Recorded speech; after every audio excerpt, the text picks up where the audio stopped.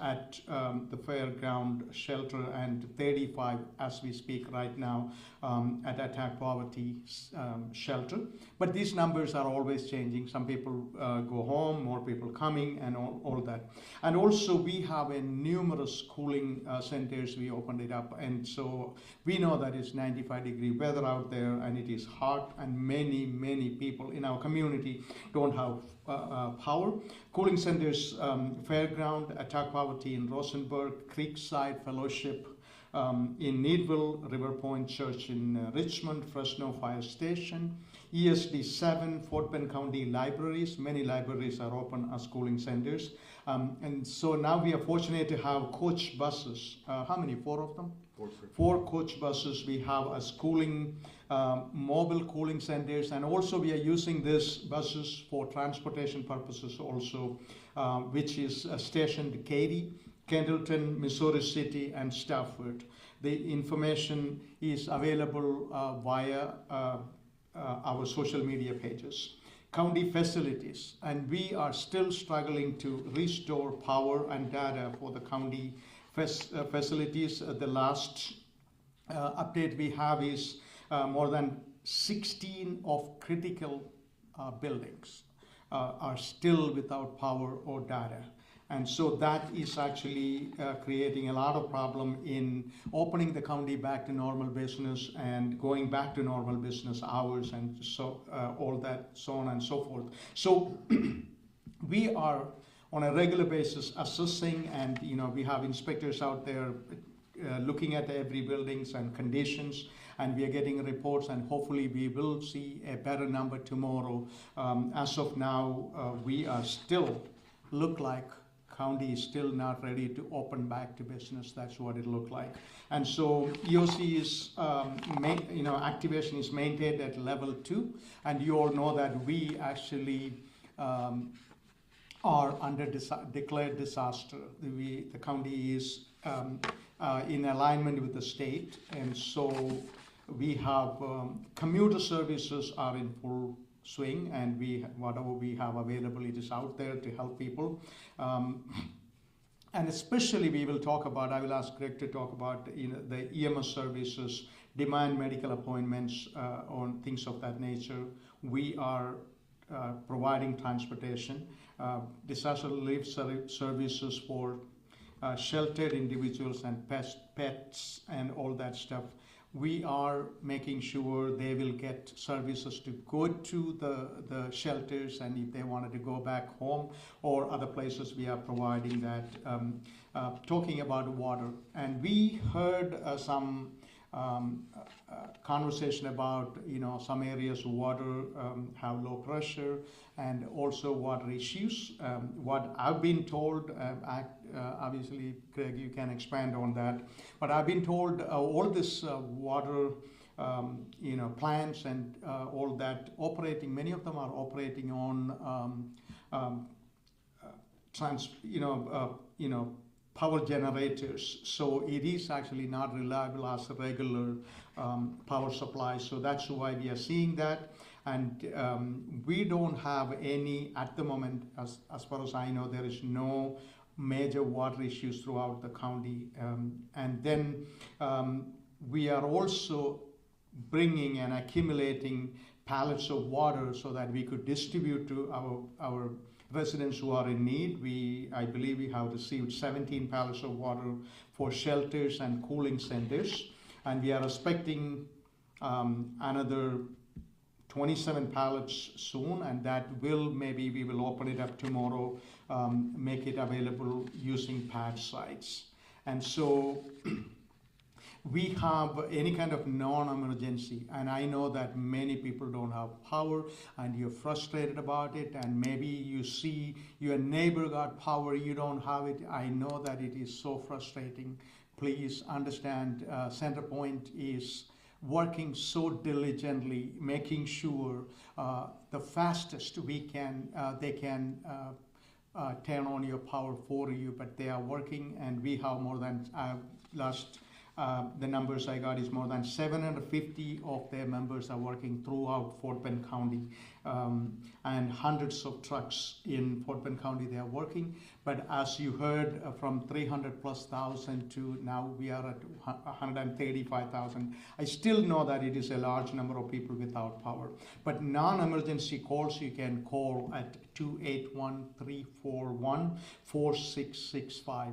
I will repeat, 281-341-4665 if any kind of non-emergency.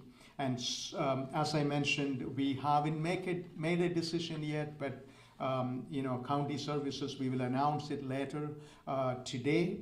Most likely, it looked like, because the buildings are not up, is going to be, most likely it's going to be closed, but wait for our announcement. So, and I just want our residents and others, please follow us on social media, please follow us on other means, on our website, and also we have FM radio, because especially many people don't have power, don't have internet connection and all that. So somehow if you can follow us, we are putting out a lot of information to benefit how we are, how you can manage your situation. And if you wanted to get into a cooling center, or if you wanted to get some other support, and so please let us know. So at this time, once again, I understand it is hard. I understand. We all understand it is hard. It is frustrating. Please stay safe as much as you can and support one another. Check on your neighbor and see how they are doing. And some people cannot take too much heat, and so this is a good time to be a good neighbor. So thank you for your cooperation in this trying time in Fort Bend County. But I promise to you, we have some of the finest people working in every department in Fort Bend County. Some of the partners, finest people, they are getting job done. But this big issue, it take a little bit time to address it. At this time, I will ask our OEM manager, Greg Babs, to come and give a little more specific details about what is going on in Fort Bend County. Greg? Thank you, Judge. Good evening, everybody. Thank you for coming out and attending this press conference and then getting this message out to our citizens of Fort Bend County. Very important as we move forward. Again, Judge mentioned heat's the condition and power's the problem. So we've got to make sure that we are taking care of that. We've got a center point rep inside the EOC, and we are following as those center point responders are throughout the county and bringing power back up, and then we are supplying that to the judge. And then we're looking also at critical infrastructure throughout the county, ensuring that those are priorities, bringing those critical infrastructures up, and then also to include vulnerable populations. Our HHS staff, along with the EMS staff, is working hard inside the EOC to reach out to those vulnerable populations, those elderly communities, and if they need that medical support system and needs power, we're putting them on priority list and we're getting them up as fast as we can. Operations section is also helping out with that quite a bit and ensuring that we're sending also a sheriff's officer or a law enforcement agency out there to do checks along with EMS. EMS has also done a phenomenal job, not only responding every single day, over 250 calls every single day since the storm, just outstanding. They've also requested a strike team, which is a state team that's come in to help support, so that's emphasized the amount of response that we are able to do for our citizens. And then they've gone outside the box, and those non-critical but still in emergency type situations, they're sending these lieutenants out to go ahead and verify these risky conditions that the citizens that are having, and then they're providing them the source of information, allowing for that EMS box to go out to those 911 calls. So counterbalance, doing amazing things in Fort Bend County and helping all citizens and allowing us to meet that demand of over 250 calls a day. So excellent job. They're also have set up O2 distribution and filling sites at our fairgrounds. So again, if you need to fill your oxygen and you need that oxygen, you're able to come down to the fairgrounds and redistribute your bottles, and they can fill your bottles up to keep it going while our power's out. With that, again, that next problem that we've got facing again is shelters. Like the judge mentioned, we've got 2 shelters up currently where, again, meeting that demand. I want to say right now, Fort Bend County is running the shelter at the fairgrounds underneath HHS's direction. We've also got the Texas State Guard there to help us out and plus up personnel down there. And the facility is now extended from one building at the fairgrounds into a second building. And we will continue that and continue supporting those shelter operations at the Fort Bend County shelter. We've also plussed up, like the judge said, at Attack Poverty, Friends of North Rosenberg, our partner. We're so thankful that they've opened their doors and allowed us to bring Red Cross in. So now we've got a Red Cross shelter also stood up in the county, and Red Cross is supporting that shelter as we move through this event.